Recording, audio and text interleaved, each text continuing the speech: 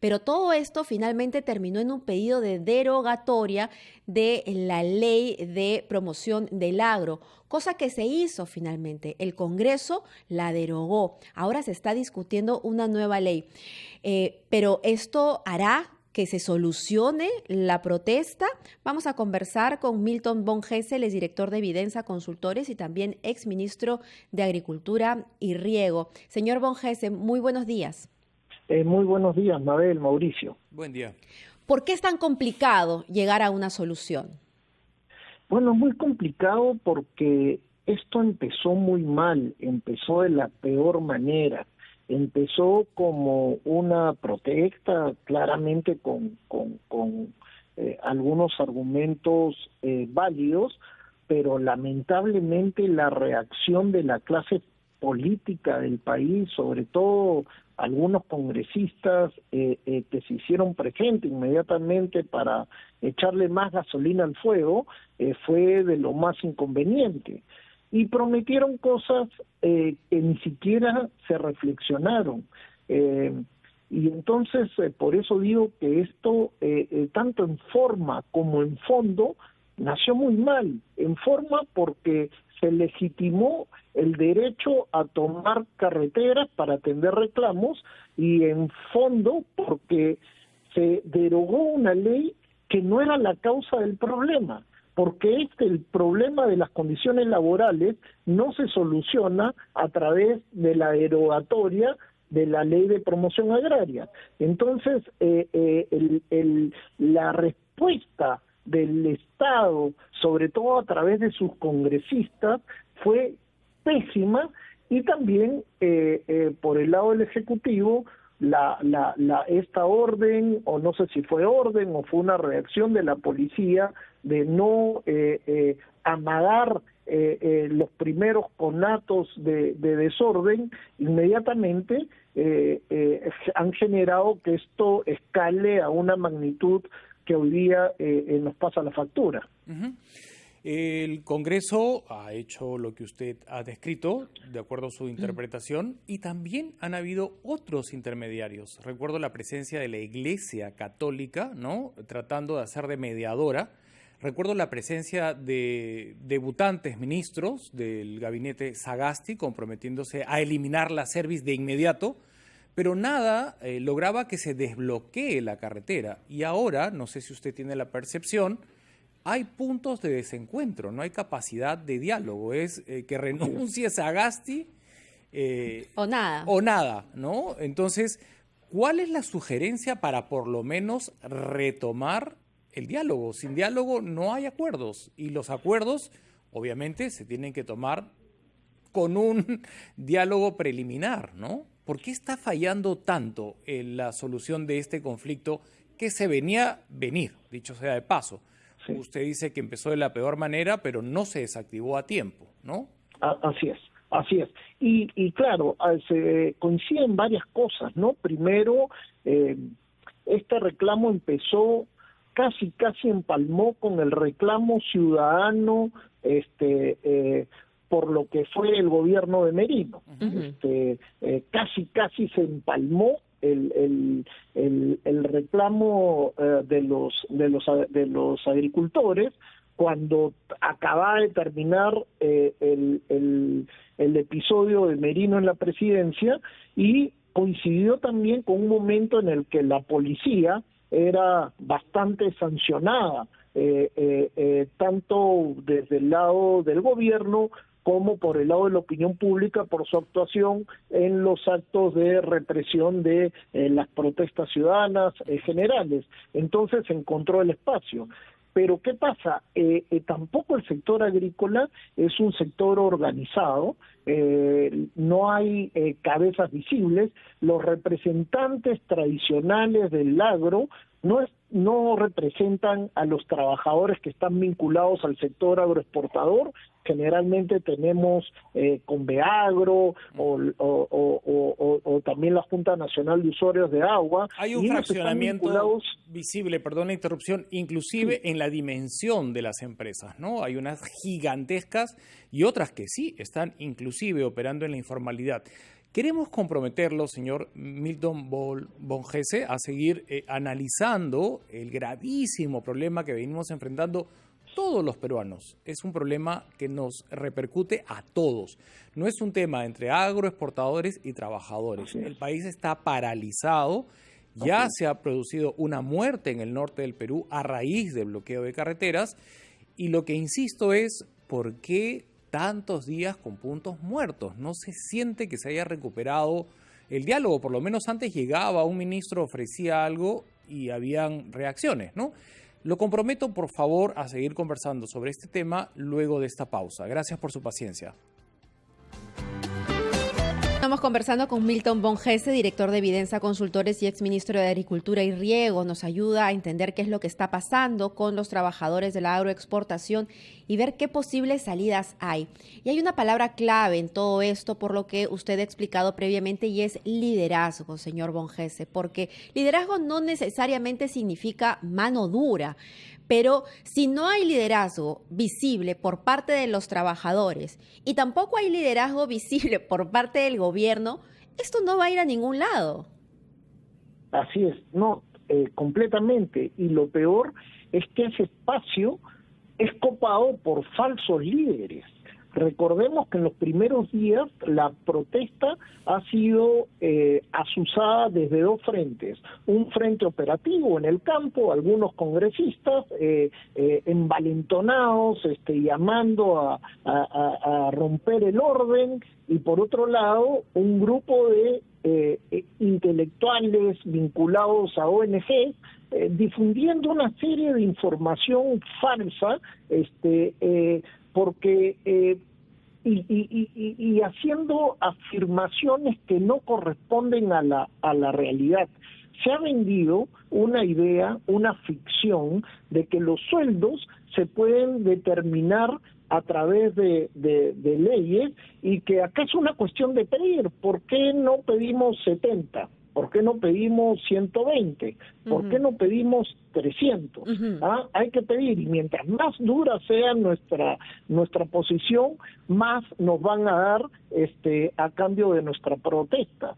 Y la verdad es que yo creo que esas personas que han azuzado de manera irresponsable, tanto desde el campo operativo como desde el campo intelectual, deberían ser sancionadas, incluso penalmente, porque lo que han hecho es perjudicar a un sector y a la población en general de una manera que no tiene justificación alguna.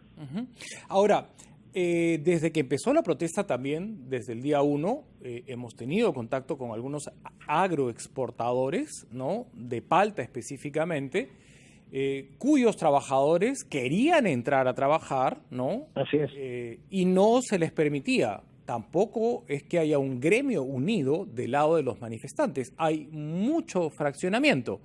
Lo que sí hay, y es objetivo y son cifras frías, y las cifras no contienen ningún sentimiento ni posición ideológica, es un crecimiento exponencial de la agroexportación en el Perú, del cual nos sentimos muy orgullosos, ¿no?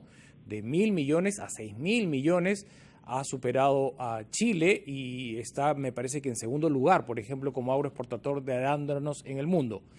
¿Por qué este crecimiento exponencial al margen de la ley no se ve reflejado en escuelas, postas médicas y en un desarrollo integral que no se circunscribe a te aumento el sueldo, sino es que toda la región se ve beneficiada con el crecimiento, sin llegar finalmente, me parece, a que una ley no va a resolver el tema, sino las personas interpretando el sentido de justicia, sacando las lecciones de la historia contemporánea. O sea, la pandemia nos cogió sin hospitales, ¿no? Entonces, no sé si el agroexportador piensa que esta es tarea exclusiva del Estado y que a él no le genera ningún tipo de compromiso el desarrollo integral de ese trabajador, ¿no? Así es. Mira, el tema que levantas es importantísimo, porque es uno de los problemas estructurales del país, la falta de planificación. Por ejemplo, el desarrollo agroexportador en Ica lo que ha generado es una serie de asentamientos que se han ido generando de manera inorgánica a lo largo de la carretera, porque no hubo una planificación pública ni del gobierno local, ni del gobierno regional, ni del gobierno nacional, que pudiera prever dónde se iba a asentar la población que trabajaba para los predios. Y en ese sentido, cuando la población está dispersa, lo mismo pasa en Villa Curí, en Ica, como en Virú, en La Libertad, cuando la población está dispersa a lo largo de la carretera, por ejemplo, es muy difícil que después llegue el Estado a darle los servicios de salud, de educación, etcétera, porque ya no hay centro, no hay un núcleo urbano que facilite que el Estado llegue a través de los servicios de los servicios básicos. Entonces ha habido lamentablemente en el Perú, y todavía la hay, una falta de capacidad del Estado de poder planificar el desarrollo de las distintas actividades sectoriales, y esto es peor cuando uno llega todavía a los territorios fuera de Lima. Pero, señor Bonjese, ¿esa es responsabilidad en principio acaso del gobierno regional? Porque lo que suele suceder es que el Estado se lava las manos y deja que el privado se entienda con el empleado, ¿no? Con el trabajador. Lo vemos en este sector agroexportador, como lo vemos en las minas también. Y el trabajador piensa que el empresario es el responsable de hacer las carreteras, de hacer los colegios, de hacer los hospitales. Cuando eso no es así no funciona el país, así no debería funcionar el Estado. Y ha sido muy fácil para el Estado y para los diferentes gobiernos dejar que eso suceda. Absolutamente de acuerdo.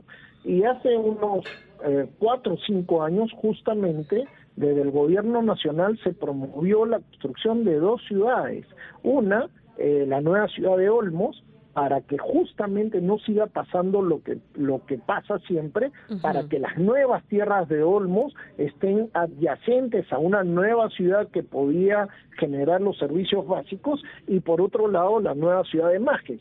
Lamentablemente, cada vez que hay cambio de gobierno, lo que avanza un gobierno, el siguiente ya lo para por consideraciones de índole político, que demuestran pues que muchas veces nosotros solitos entre peruanos nos vamos poniendo cabe por motivaciones menudas, ¿no?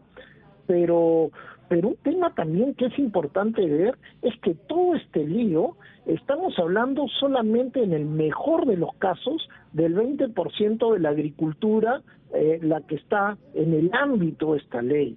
Pero hay un 80% de la agricultura que no tiene nada que ver con la ley, que es esta agricultura tradicional, que se desarrolla en el día a día, en condiciones donde nadie te garantiza un salario, donde se da un jornal, en el mejor de los casos, en efectivo y a la mano, y donde los trabajadores no tienen ningún derecho de ningún tipo.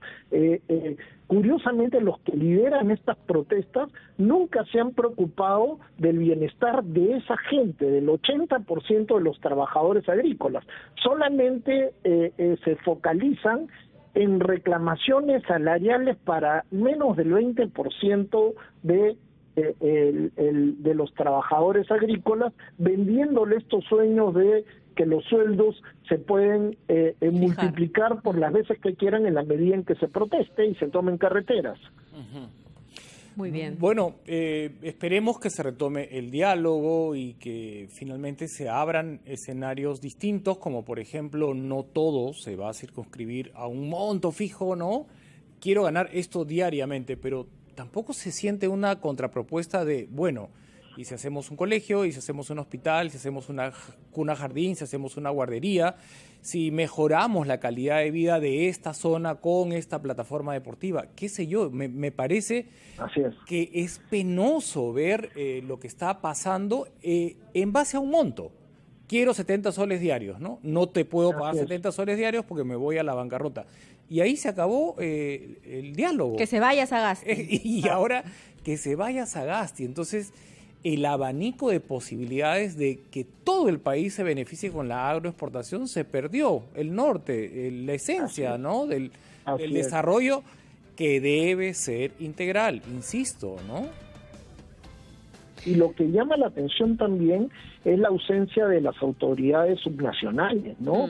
Porque finalmente, ante una ausencia de representantes de los trabajadores, lo que no cabe duda es que son los alcaldes y el gobernador regional los representantes legítimos de la población, incluidos los agricultores. Bueno, y qué decir de los congresistas de la región, ¿no? Que recién se montan al coche y si había problemas, ¿por qué no se discutió esto antes? Pero bueno, también que cambiamos de Congreso y de presidente como si nada. Sí, Milton Borges, muchísimas gracias por acompañarnos. Gracias y hasta una próxima oportunidad. Pausa y volvemos.